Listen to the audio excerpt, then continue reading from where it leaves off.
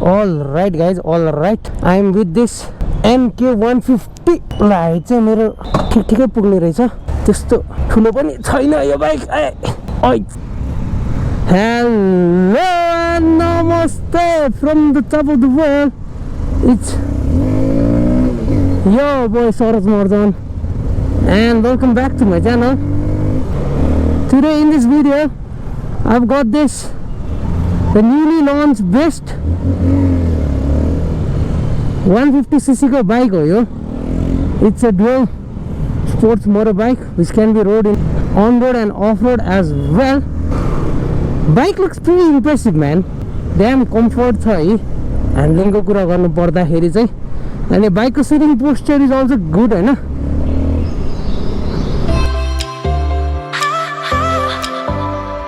Performance is pretty impressive. साथमा sound चाहिँ छैन हो मान्छु हैन, साउन्ड चाहिँ छैन। I think this bike is the best dirt bike ever. मलाई चाहिँ त्यस्तो फिल भइरहेछ है, जुन चाहिँ यसको बिल्ड क्वालिटी देखि लिएर हैन सबै कुरा हुन्छ नि, अनि फिनिशिङ टचहरु अति राम्रो छ। बाइकमा साउन्ड अलि नभएर चाहिँ अलि कस्तो कस्तो राम्रो छ थ्रोटल रेस्पोन्स पनि यार। तर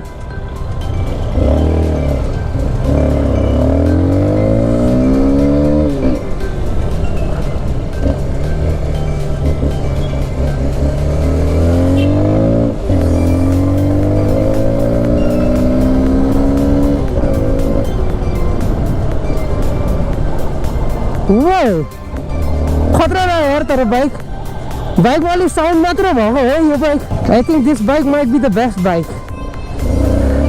विदिन इट्स सेगमेन्ट हो।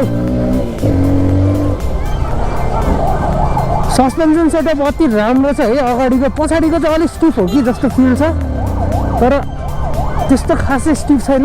सिटको फर्म चाहिँ अलिक साह्रो छ जस्तो लाग्यो मलाई। I am pretty damn sure. Braking राम्रो छ guys. You guys might just come and check out this bike guys. Best budgeted dirt bike ever in Nepal है guys। यो चाहिँ हो चाहिँ त्यो भन्छ है।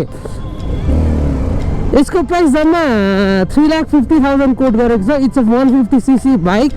पावर त्यस्तो अन्डर पावर फिल भएको छैन मलाई चाहिँ।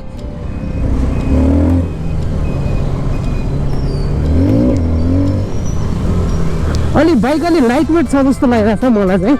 यसको इम्प्रेसिभ पार्ट भनेको म अहिले रोकेर सबै कुरा भनिदिन्छु हजुरहरूलाई। यही बाइक लिनुपर्छ के हो जस्तो लाग्यो यार मलाई त।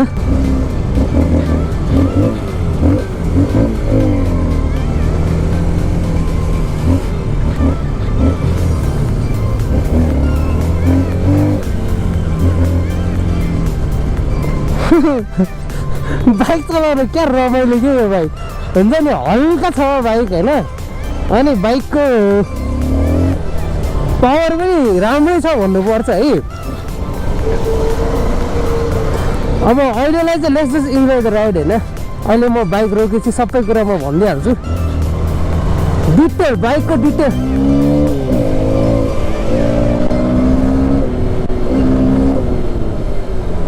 बाइकको ब्रेकिङ पनि राम्रो छ है।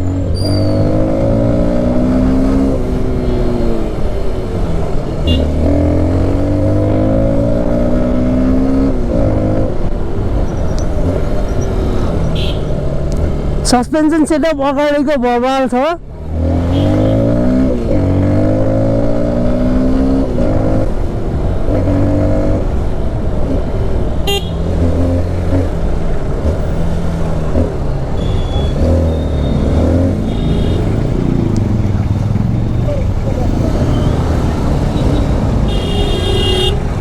बाइक रमाइलो छ गाइज, अति रमाइलो छ। म बाइकको बारेमा रोकेर म सबै कुरा भनिदिइहाल्छु हजुरहरूलाई। यु गाइज नातिनु भयो हुन्छ।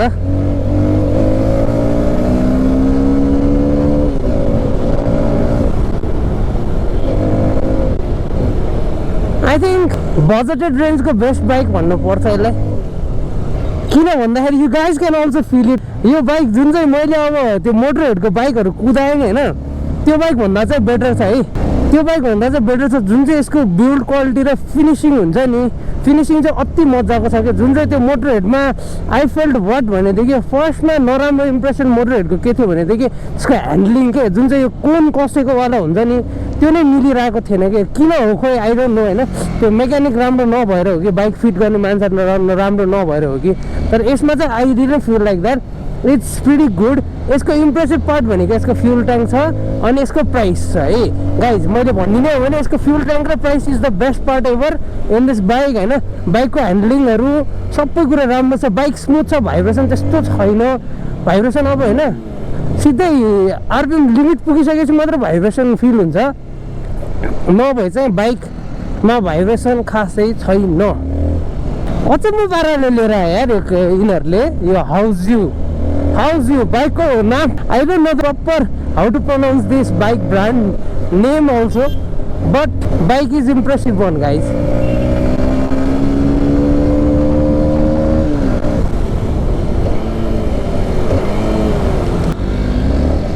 उताबाट गइदिउँ यार, 2 गियरमा कति हान्छ हेर मैले त गाइज।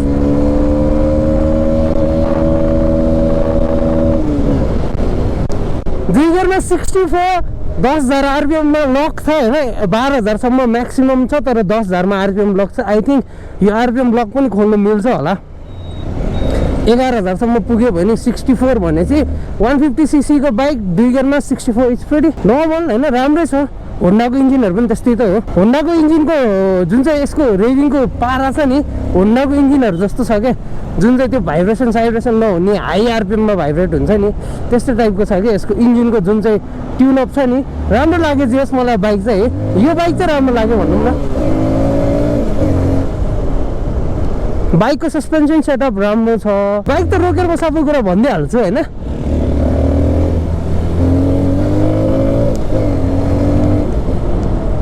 स्पिडोमिटरमा पनि धेरै कुराहरू दिएको छ है यसमा चाहिँ। म बाइक रोकेर सबै भनिदिइहाल्छु। बाइकको ह्यान्डलिङ अति मजाको छ होइन, मनोभर गर्न अति सजिलो छ। बाइक लाइट वेट छ जस्तो लागिरहेको छ। मैले यसको ब्रसर चाहिँ फोटो खिचेर ल्याएको छु। अहिले म हजुरहरूलाई सबै बाइकको बारे रोकेर म A to Z भनिदिन्छु।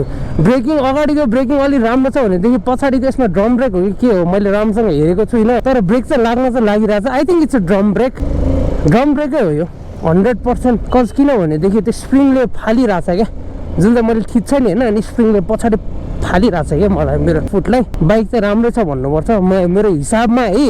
अब if you guys want check out this bike, under power टाइपको चाहिँ फिल भएको छैन मलाई। And I am pretty impress about this bike.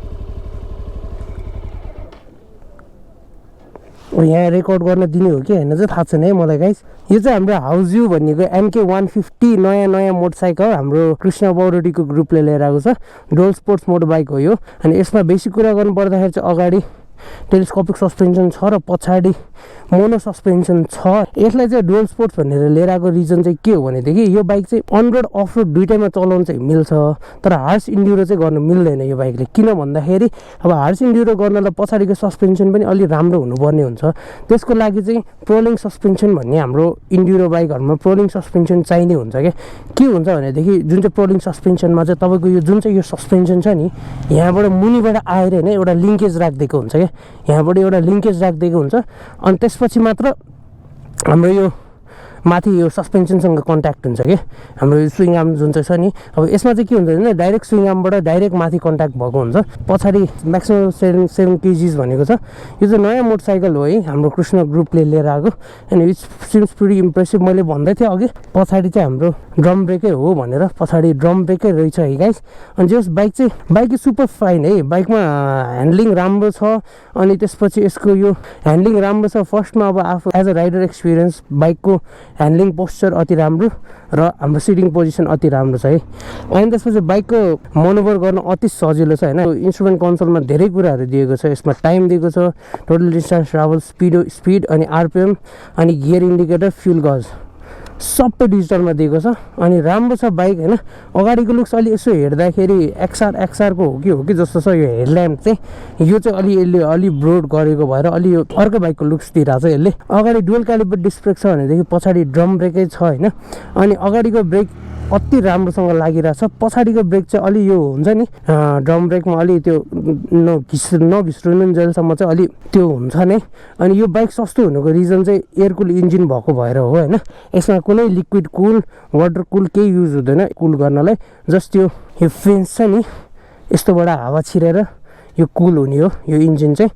This bike is single cylinder 4 stroke air cool engine होइन which produces 12 bhp of power है।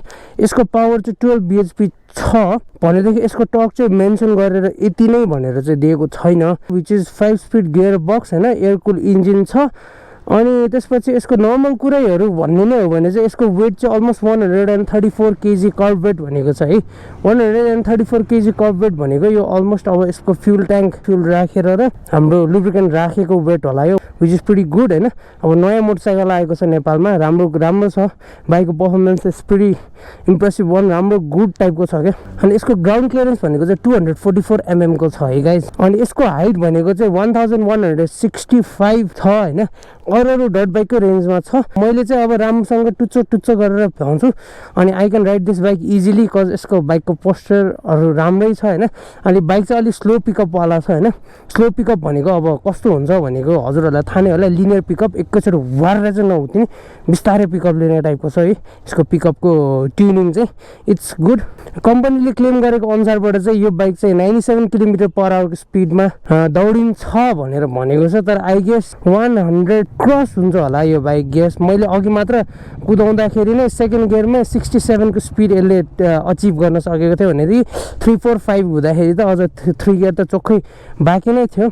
I guess राम्रै top speed यसले obtain गर्न सक्छ है यो बाइकले। The very impressive part of this bike भनेको यसको फ्युल ट्याङ्क है। अरू डट बाइकहरूमा हजुरहरूले जम्मा 3-4 litre 5 litre 6 litre 7 litre maximum पनि भनेको 7 लिटर हजुरले एक्सटेन्ड गर्यो भने पनि हजुरले पाउने भनेको एसएलभीको ट्याङ्क 11 लिटर्स हो क्यारे होइन। माइट गेस एसएलभीको ट्याङ्क 11 लिटर्सको हो जस्तो लाग्यो मलाई। अनि पछि हजुरले अब यो बाइकमा चाहिँ स्टकमै तपाईँले 12.5 लिटर्स पाउनु हुँदैछ कि 12.5 liters is a massive for the that bike. त्यही पनि 150cc को सेगमेन्टमा। यसको माइलेज भनेको अब यसले दिने भनेको 35 देखि 40 त मजाले एनी हाउ जसरी दिन्छ नै दिन्छ होइन। It's just 150cc engine 12 bhp of power produce गर्छ। राम्रै माइलेज दिनुपर्छ यो बाइकले मेरो हिसाबमा चाहिँ। अनि 12.5 लिटर्स अफ फ्युल ट्याङ्कमा चाहिँ 1.9 लिटर्स चाहिँ यसको रिजर्भ ट्याङ्कमा बस्छ भनेर भनेको छ होइन। कार्बोरेटेड इन्जिन हो है गाइज।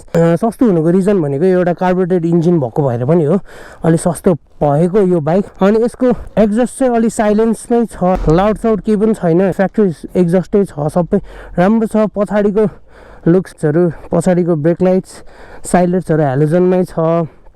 अगाडिको पनि 3टै हेलोजनमै छ 2टा साइड लाइट प्लस हेडल्याम्प होइन सबै हेलोजनमै दिएको छ। अलि हुन्छ नि पुरानै टाइपको भए तापनि यसले एउटा चाहिँ डिजिटल कन्सोलमा लिएर आइदियो होइन। अनि जस राम्रो गरेछ यहाँ अब तपाईँको न्युट्रल लाइट दिएको छ साइड इन्डिकेटरहरू दिएको छ फ्युलको लाइट रिजर्भको लाइट पनि दिएको छ जस्तो लाग्यो। अनि इन्जिनको टेम्परेचरको दिएको छ है। अनि बाइकमा चाहिँ अब हेडलाइट जहिले अन एचएस छ हेडलाइट चाहिँ जहिले अन छ। स्विचेसहरू बिल्ड क्वालिटी राम्रो छ स्विचेसहरूको त्यो जुन चाहिँ त्यो हुन्छ नि थर्ड क्लास टाइपको चाहिँ छैन हुन्छ नि ड्युरेबल होला जस्तो छ कि स्विचेसहरू पनि। 5 स्पिड गियर बक्स यस्तै छ बाइक। अब नर्मल भनेको अब बेसिकै छ होइन। होन्डा एक्सआरको कम्पेरिजनको बाइक हो यो। होन्डा एक्सआर कम्पेयर त गर्न मिल्दैन होन्डाको उनीहरूको अब रिसर्च अनि बिल्डलाई चाहिँ। तर भन्न खोजेको त्यसकै अब कपी टाइपले चाहिँ यो हाउजु भन्नेले चाहिँ निकालेको छ। यो चाहिँ कुनै पेड प्रमोसन होइन तर पनि मैले हुन्छ नि एउटा यसो भिडियो चाहिँ बनाइदिइहालेको होइन।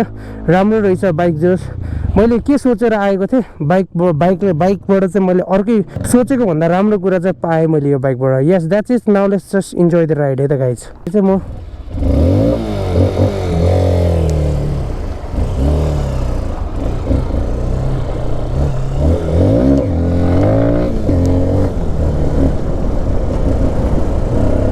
बाइक अति स्मुथ टाइपको छ क्या।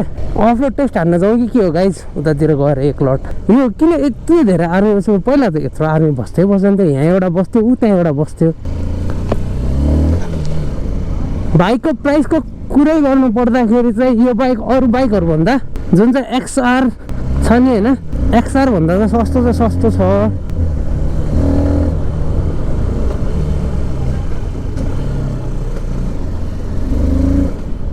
4 गियरमा मजाले तान्ने खालको बाइक छ। यो बाइकको प्राइस भनेको चाहिँ 3,50,000 छ अनि फाइनेन्सिङ अभाइलेबल छ होइन। फाइनेन्सिङको लागि चाहिँ 50% डाउन पेमेन्ट गर्नुपर्छ अरे।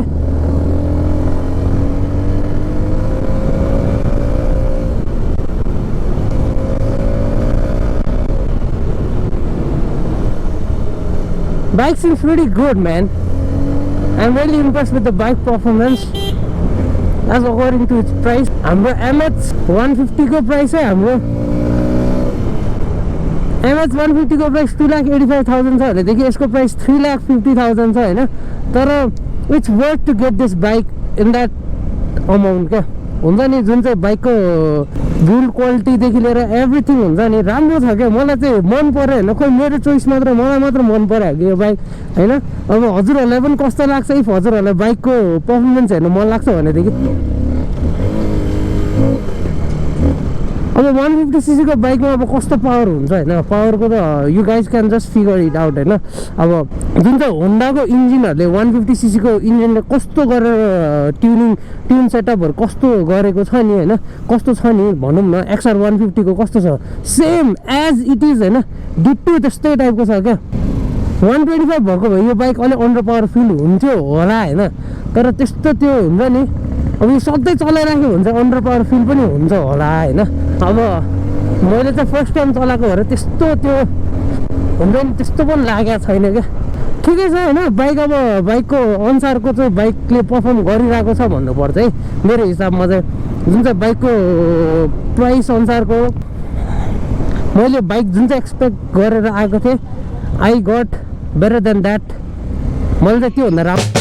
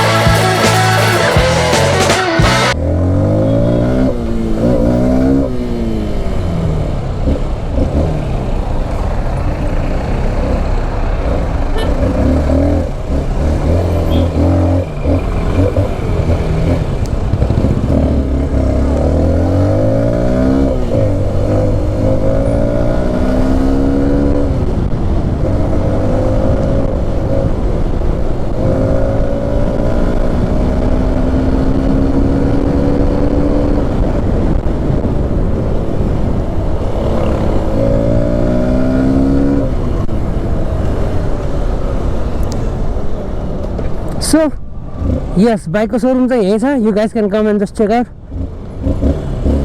यति नै हो बाइक राइड चाहिँ हजुरहरूलाई कस्तो लाग्यो please let me in the comment section below bike मन पऱ्यो टेस्ट आउट गर्न आउनु please do like my all videos comment down below and don't forget to subscribe to my channel guys